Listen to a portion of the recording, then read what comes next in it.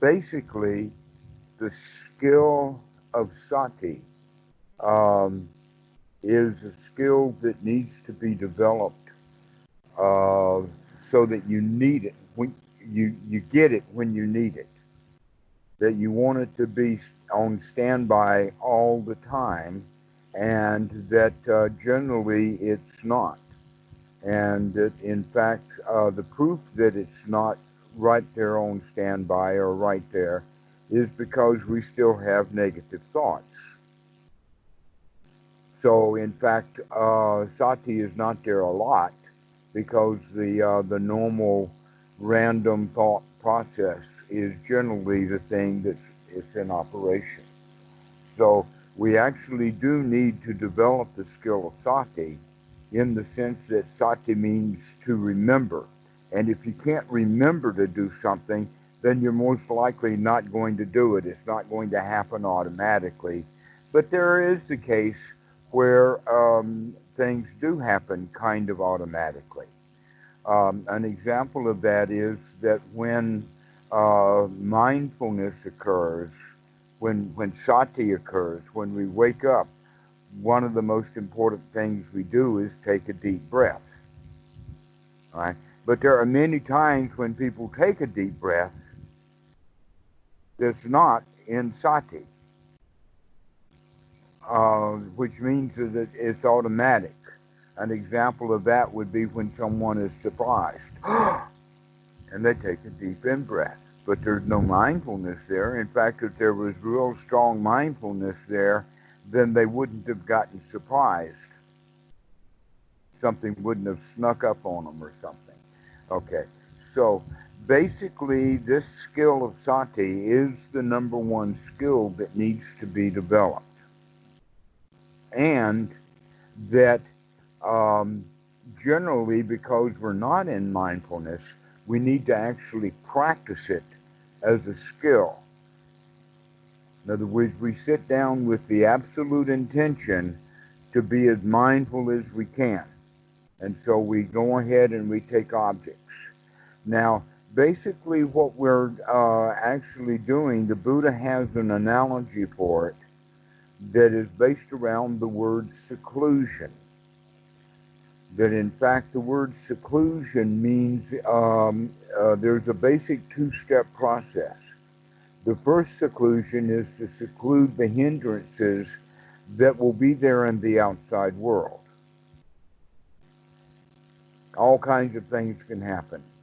Dogs will sit on your feet. Ants will bite. Mosquitoes will be there. The police come to the door. All kinds of possibilities. Uh, but there's also an internal way of looking at it in the sense that the hindrances are also inside the mind and that sati is being developed so that we can get rid of the hindrances on the inside. And in fact, that's the way that we normally practice because often the hindrances that present themselves from the outside are huge. They're big. They're loaded down, and so we actually need to get away from uh, that world so that we can practice sati um, uh, as it's a beginning kind of thing. All right. So um, an example of that would be someone who is learning to do jigsaw puzzles. Like a little child, you'll give them a puzzle that's got 25 pieces and they'll struggle with it. If you give them a jigsaw puzzle that's got 1,000 pieces of that, they're lost. They can't. There's no struggling to get it together. There's nothing. So that first puzzle then and gets them into puzzle making and or puzzle completion, and they develop a skill. The same thing is true about many games. An example of that would be Sudoku, and that there are games that are listed for beginners and those listed for experts. And the beginner cannot do the expert games, they're lost. Okay, so we have to think of hindrances that way too. That let's get it down to what we can deal with, so that we can develop that skill of sati and begin to massage that muscle and getting it going. Now, the Buddha has an example of this, and one of the places this example is in the suttas is in Sutta number 36 in the Majjhima Nikaya. And the analogy that he gives is actually, my translation is log in a bog, to help us remember this analogy. The log in the bog is a tree that's fallen over, and over time, the log gets more and more waterlogged until it begins to sink. That when the log just first falls into the water, it only displaces a little water. But after it's been there for a long time, it could actually sink because it's completely waterlogged. Now, the story is that a fireman, and in the time of the Buddha, they had professional fire makers. Nowadays, the fireman is the man to put the fire out, but in the Buddha's day, the fireman was the guy who professionally built fires, and he had all of the equipment that he needed to do that easily. So, the question is, can the fireman come to the bog and get that log and set it on fire? The answer is no, because it's completely saturated with water. So that's like the normal student. When we first get introduced to meditation, it's very much like trying to set a log on fire that's completely saturated with the world. Okay. Mm-hmm. And then the next point is that, well, if we take that log out of the bog and put it up on the shore, now can the fireman set it on fire? And the answer is no, not really, not yet, because it's completely saturated with water still. But if we leave it there in the sun so that the water seeps down to the bottom of the log and the top part of the log gets some sun and dries out, now we can set that log on fire. This is the way also that we have to practice our meditation. So the first thing we've got to do is get the mind out of the world, to get it in seclusion, to get it away from the world, because this is the time when we're actually going to practice. This is also one of the excuses that teachers use to get students to do retreats, is to go get your log out of the bog for 10 days and let it dry out. But we can do a little bit of drying out every day. We can get that log out of the bog, and every day it gets a little drier. But we have to keep dragging it out of the bog. We have to go take that sitting time to sit and practice. And if we practice more and more, then that sati that we're developing while we're sitting will become a little bit more available throughout the day. You'll begin to remember and wake up, especially as we're practicing more and more frequently throughout the day and practicing more intensely for shorter periods of time. We'll wind up developing this sati, which means we really do have to practice. We really have to sit down and practice. So how are we going to do that is to make sure that we are, that's the main job that we're doing here. The main reason to sit down is to remember to remember. Okay. And so the easy way to get it started is with Anapanasati step 1, in the sense that, and it's actually in the sutta this way, to note or to understand the in-breath on a long in-breath, and then to note or to wake up to the long out-breath as a long out-breath. And so every in-breath and every out-breath, there's 2 points of sati that we're remembering, that we're looking at the breathing. This actually, all of that sati now begins to develop. but yet the mind will wander away anyway. Well, when it does wander away, never mind, start again, come back and start watching that in-breath and start watching that out-breath. This is the method of developing the sati. Now, surprisingly enough, as we begin to manage the breathing, as we begin to control the breath, it begins to slow down. We're intentionally slowing it down. We're intentionally also mindfully making sure that this is a long, deep in-breath and a long, deep out-breath. While doing that, there's plenty of time for other stuff. Sorry, Dhammarato, you cut out for 10 seconds. You said while we're slowing it down, we're also what? There's plenty of time for other stuff. Okay. Okay?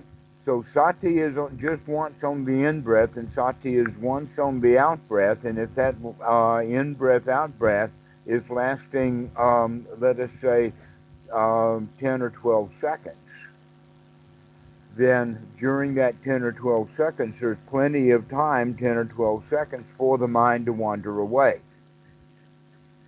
Yeah. So the in-breath and the out-breath, I guess, would cut that down to every 6 seconds we have sati. But then that 6 seconds will be plenty of time. And in fact, people ask, well, what should I take as an object? The answer is, well, first, we've already taken the breath, the in-breath as an object, and we've taken the out-breath as an object, but that's two different objects in a way.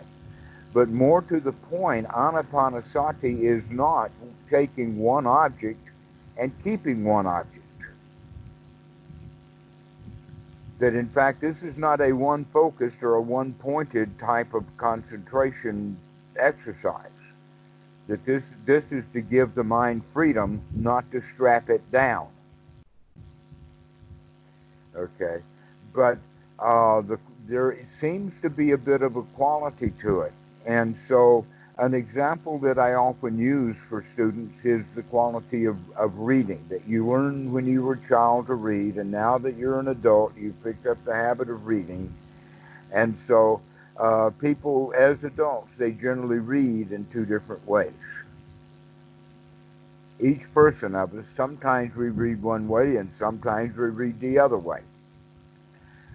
Sometimes we read in the way that we're curious, we're interested, we want to know what's going on, we start reading it, we pay attention to it, we've got it, and at the end of the paragraph, we're still watching and we still know what's going on inside of this text, and in fact, we're able to apply the mind to this text and sustain it on this text. But a lot of the time, we don't read like that. A lot of the time, we start reading something and then we think about it, we get a concept, and then we think, and then we read a little bit more and we build another concept, and then we read a little bit more and we start to think about what we're reading, and pretty soon we're only thinking while the eyes are going along the page very well, doing the reading, but the thinking process has overridden the perceptual process, so that somehow our perceptual system is now paying more attention to the internal mechanism of thought than it is paying attention to what the eyes are doing. All right? This is mindless reading or no sati. We have to remember to read. Even when we're reading sometimes, we have to remember that we're reading this stuff. And basically, we have to work at it and remind ourselves and keep reading it because we're lacking something, and that is absolute intent interest. When we're curious and really interested in a piece of literature that we're reading, it's not a whole lot of work to keep focused on what we're reading. All right? Well, let's look at that in the sense of anapanasati, because basically the only distinction is here is instead of reading a book, we're reading what's going on.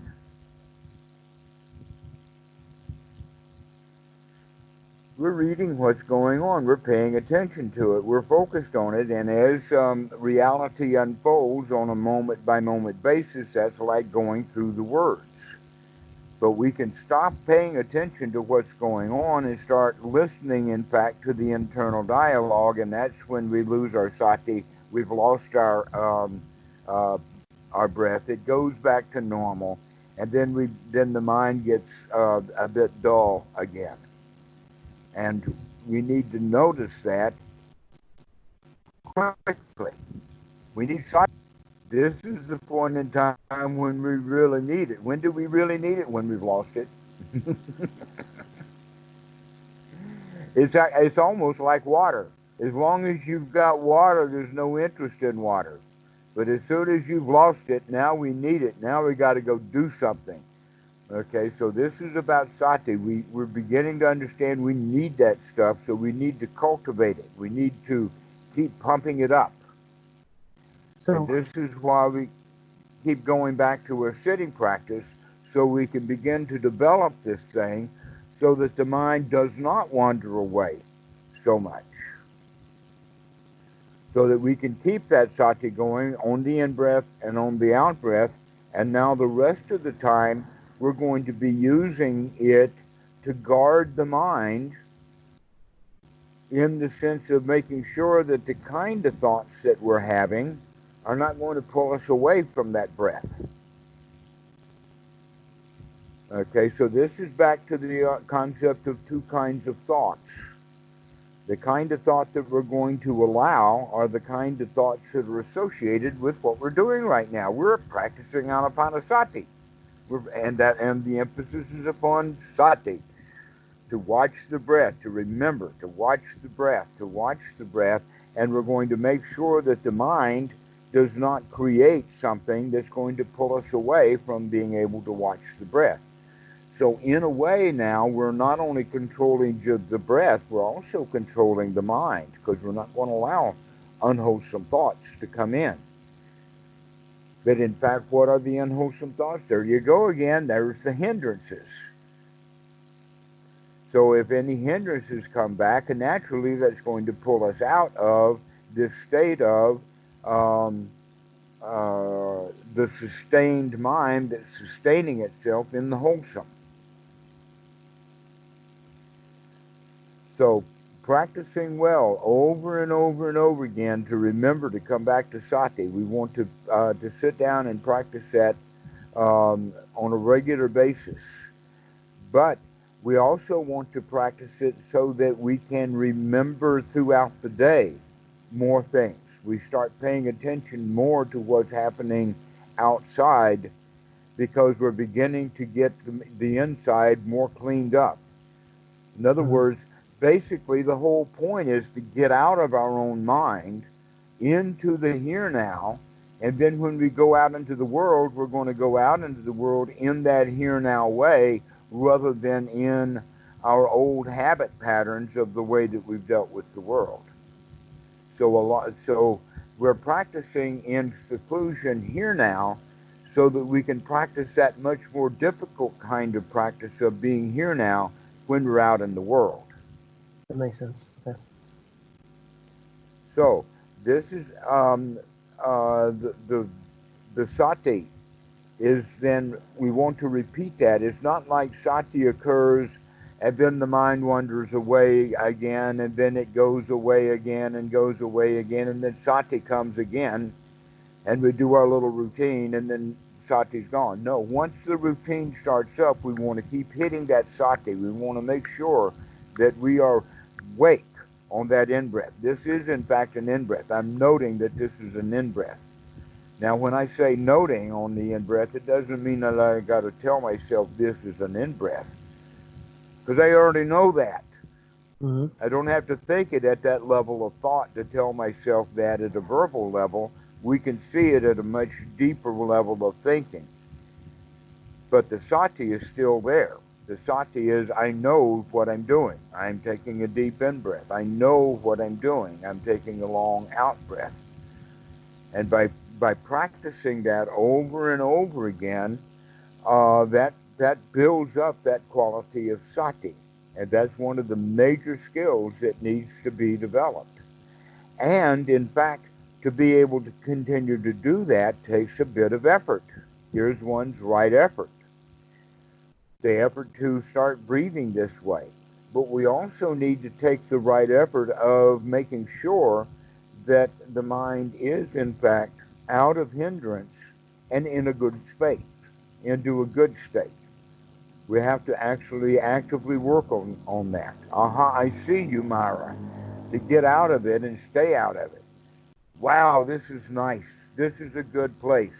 This is really good. That's the kind of language that we have to use Yeah. in the gladdening the mind. This is the kind of thoughts that we want to have. Thoughts that are really wholesome, really valuable.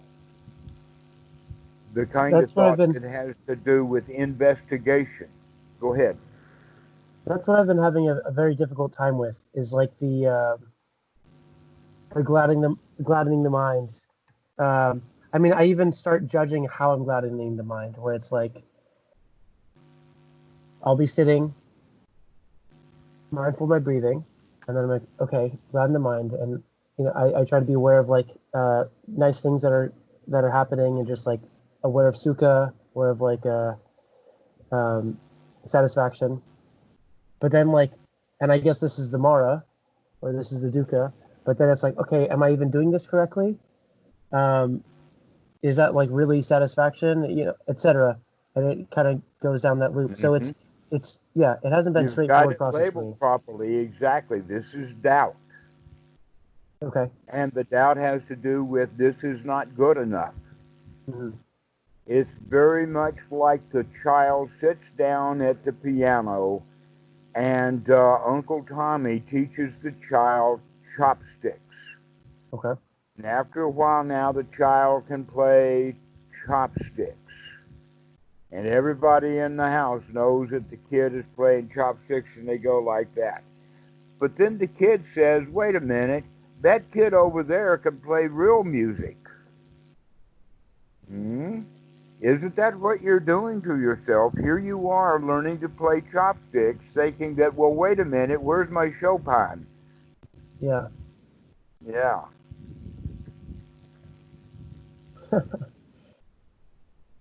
And the answer to that is let's be satisfied with what we're doing right now.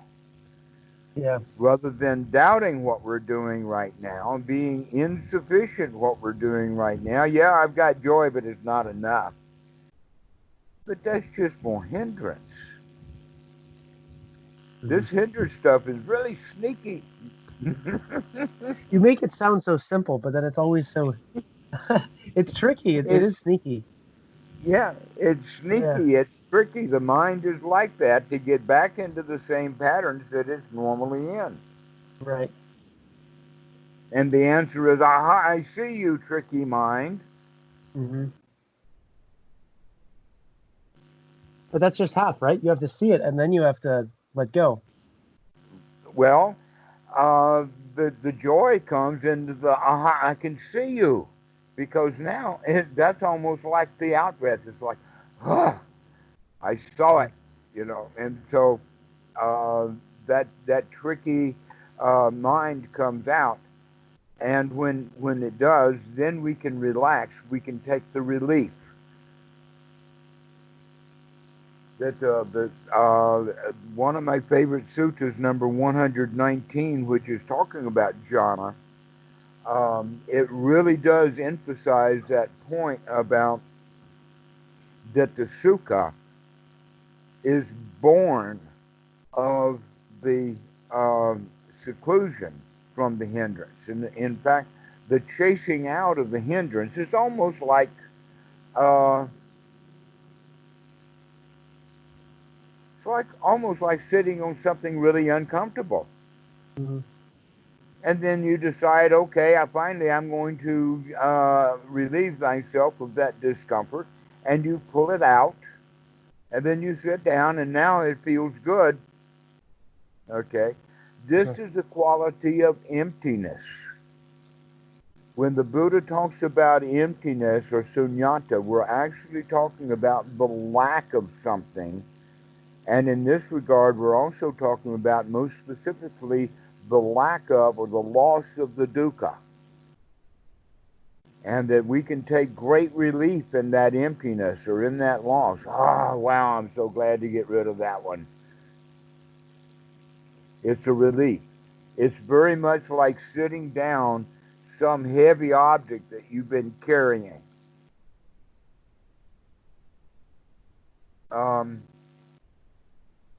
Like maybe even something as ridiculous as a suit of armor.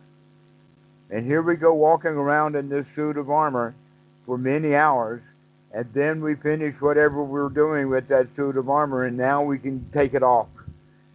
Yeah. And oh, it feels so good to be able to get out of that suit of armor, because in fact that suit of armor was put it on for protection, but it wound up being a prison. It just seems like I'm so attached to that suit of armor sometimes. Like where I'm like, okay, yes, just, let go of the the mind, the internal thoughts, and just be with the present. But it's like, but then there's the thought of like, oh no, like there was something important going on in the mind. Like I shouldn't just forget about it.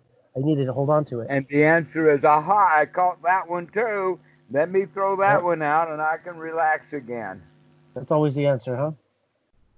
Always come back to relax. Anything that you can think of doing that's going to take you out of the state of being at peace and relaxed, you can say, that's a hindrance. Out it goes. Mm-hmm. Because you are in the habit, like all Western people that I know, of in finding problems to solve, telling ourselves how important these problems are to solve, Yeah. and then making us do the problem solving and all of the tension and all of that, when in fact, guess what? Humans have far more technology than they need, and they're far more unhappy than they need to be. If there was somewhere, somehow or another, we could swap some technology for some peace of mind, it would be really worth the effort. Oh yeah. On a society basis, but also on your own level, your own personal level. So whatever it is that you want to do, you need to start taking a cost-benefit analysis in the sense is this really worth doing? Because most of the stuff that we've been doing in our life, we did it because we were told to do it at one time, and now we're telling ourselves that we should do it. So part of the investigation or part of the waking up process would be, for instance, when that thought comes of this job to do, you can analyze it. What's the point? Yeah, I'll do it later.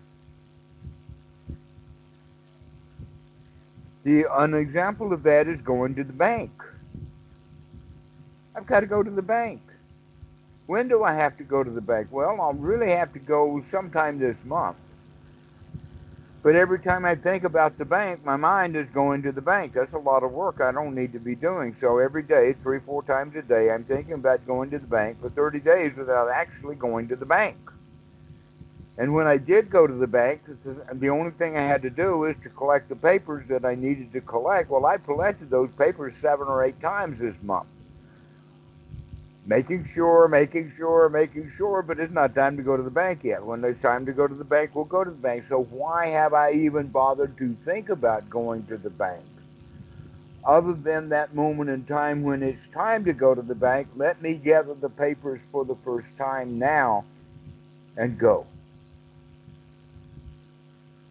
The answer is fear.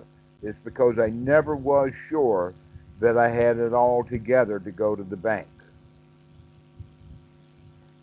Okay?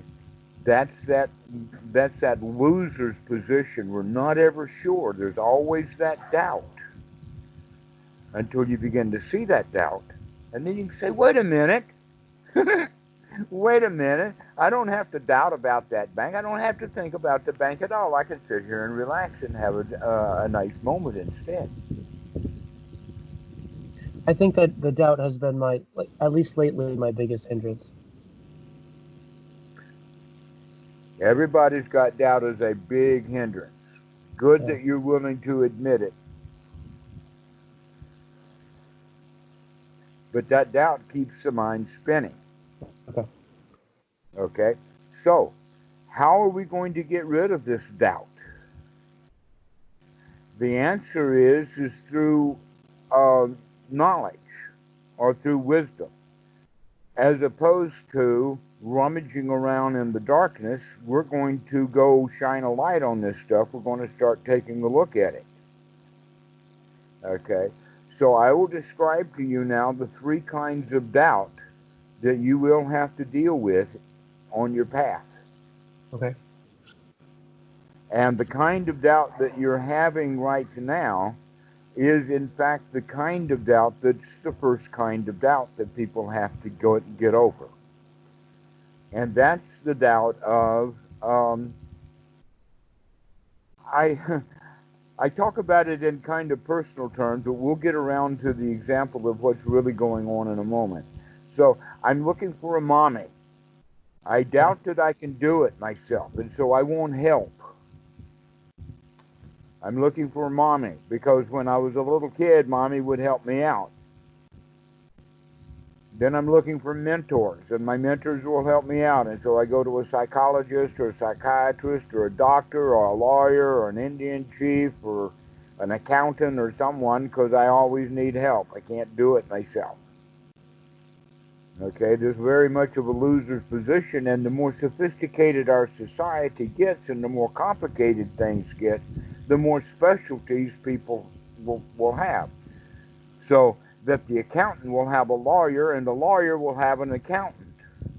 And sometimes they work together, but it's not necessary. Okay, so um, we all are in this sense of we can't do it ourselves. We need help from the outside. That this is actually the basis of all religion. This is the basis of prayer. Why should I pray for anything that I can just go do? And in fact, if that's the way that we look at it, then people would say, well, which is better, if you're sick, to go to the hospital or to pray? Better to go do something about it, to go to the hospital, and let's get Mm-hmm. this thing. But hoping and praying for something on the outside to fix us up has very, very limited value. But this is the basis of religion, which means that people who take religion on to solve their problems generally don't get their problems solved because of religion or nobody else is going to do it for them. They've got to wind up doing it themselves. Okay, so this is the first doubt that we have to deal with as meditators, that we can do this. Okay, because in fact, I just mentioned the second doubt. Not only is it that I cannot get anybody else to do this, I've got to understand the second noble truth. The second noble truth proves beyond a shadow of a doubt to everybody that all of my own personal suffering came from my own personal greed, my own personal ignorance, and my own personal delusions. Which means I've got to fix my own personal delusions, my own personal greed, my own personal ill will. And when I do that, then I can be free from those things, but I can't expect a religion to get me free from my own delusions, my own ill will, and my own greed.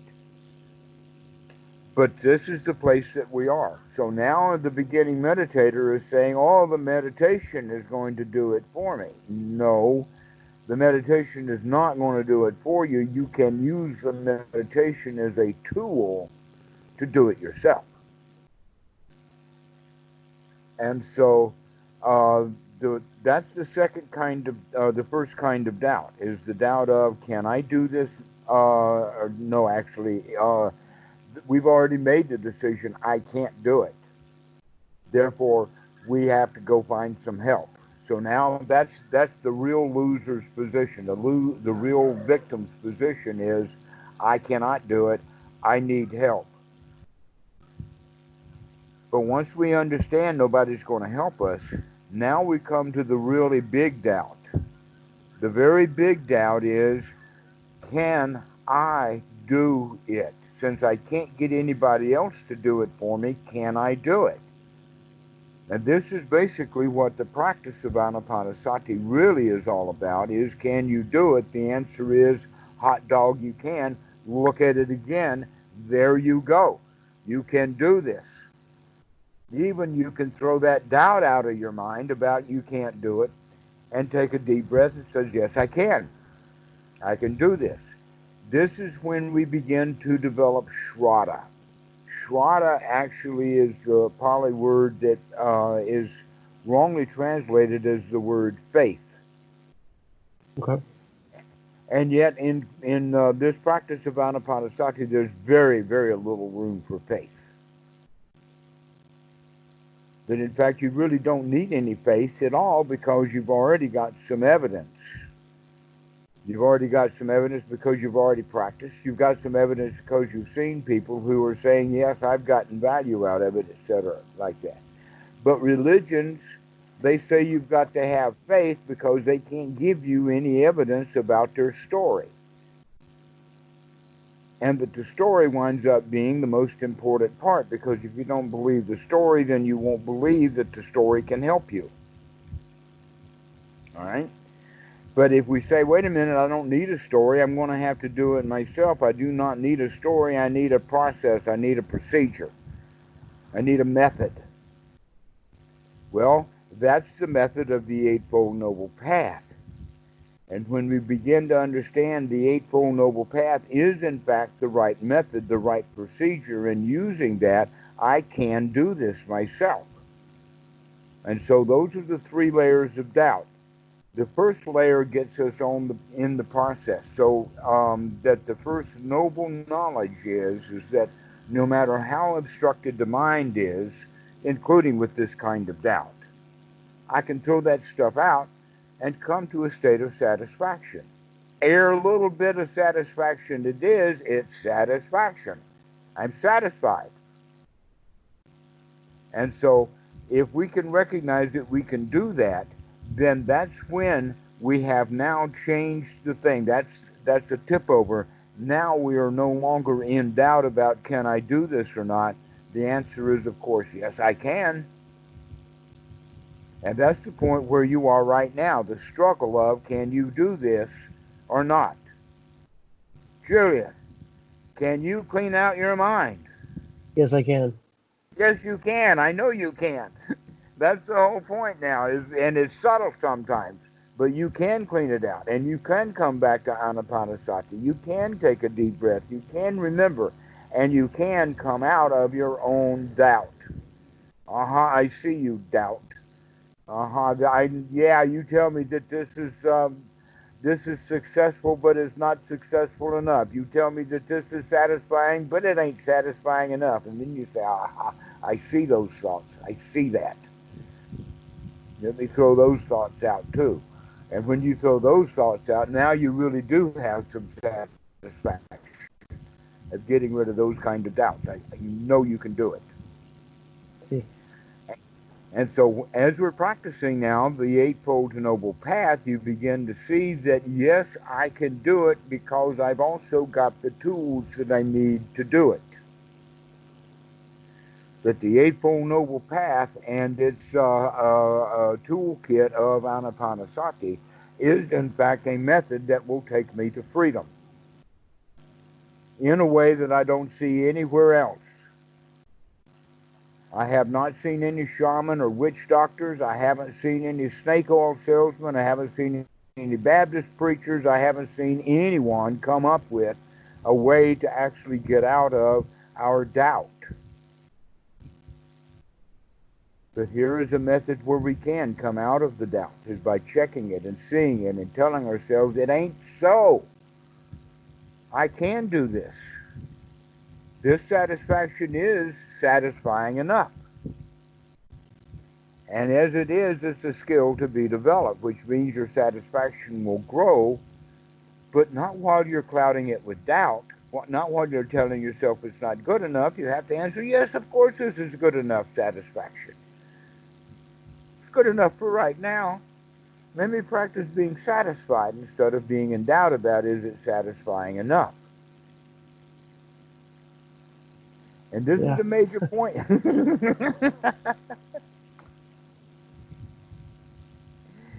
This is the major point for every meditator to come to, is yes, I can. I can do this.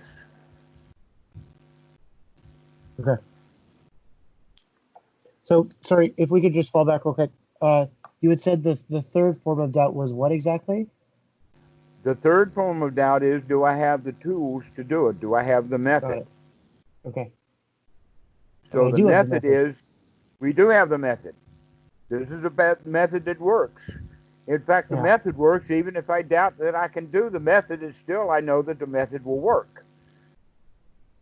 That But one when was we creeping knew, in a little bit. That one was creeping in a little bit with uh, me not knowing if I was doing anapanasati in the right way. Since there's like, many different steps of it, we've only covered a few, and then I was like, should I go through each one, like step by step? Should I? Yeah. well, the basics are there, and the basics are in the sense that though I don't use the terminology, I'm really harping on step 6 of Anapanasati when I talk about satisfaction. Okay. To get into the state of success, to get ourselves into a state of this is good enough, that this is what we're looking for. I'm satisfied. This is good enough. Sukha. I don't need gold. Lead is good enough. Okay. And that's the state of sukha. The state of sukha is that I'm pleased with what we have, and dukkha is I'm not pleased with what I have. There's the doubt. The doubt is in the displeasure. Am I sure I'm getting enough of it? The answer is yes, this is enough. Let me keep examining.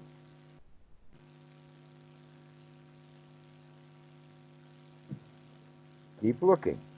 That's how we practice. Now, as you gain skill in this, you will begin to also notice things arising in the form of feelings or in the form of thoughts. And that to be able to keep things going, you have to sustain the mind in that state of sukha. Okay. Okay? And that when you're not in sukha, that's the time to wake up to get yourself back into a state of sukha. How quick can you do that? Are you going to let the mind wander away for 5 minutes or 10 minutes or an hour or 3 weeks? Are you going to catch it in 5 minutes or less?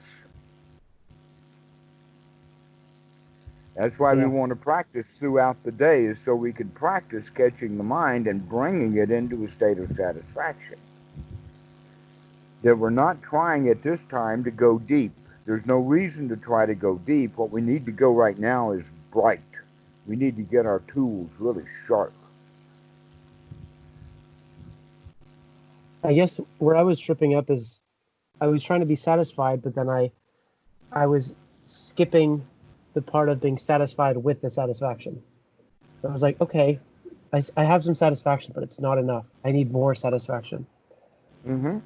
But that's the old hindrance that you've been living with your whole life, and ain't never enough, right? Right. How many times have you done that kind of thinking? Constantly. And so now you're waking up to that kind of thought and said, no, this is good enough. This is fine. Mm-hmm.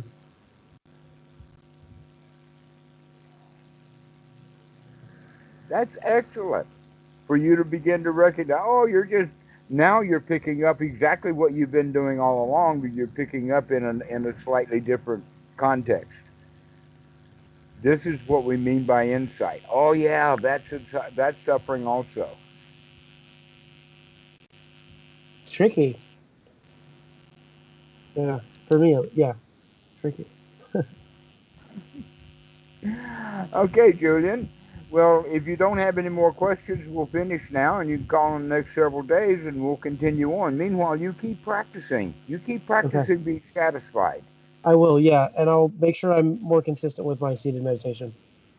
I had my little experiment with not doing it, and I think there were clear conclusions from that. Excellent. Yes, practice, practice. Practice. I will. We'll see you. Thank you very much. I'll Okay, see you. bye-bye. Bye.